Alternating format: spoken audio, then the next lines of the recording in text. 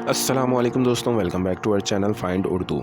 Struck का मतलब है मारा, टकरा गया, असर डालना। स्ट्रक वर्ब स्ट्राइक का पास्ट फॉर्म है जो मारने, टकराने या गहरा असर डालने के लिए यूज होता है।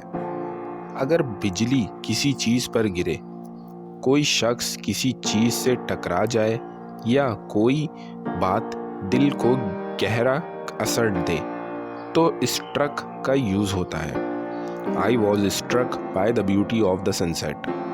मुझे सूरज डूबने की खूबसूरती ने मुतासिर कर दिया। तो दोस्तों, स्ट्रक का मतलब है मार खाना, टकराना या किसी चीज़ का गहरा असर डालना। उम्मीद है आपको स्ट्रक का मतलब समझ में आ गया होगा।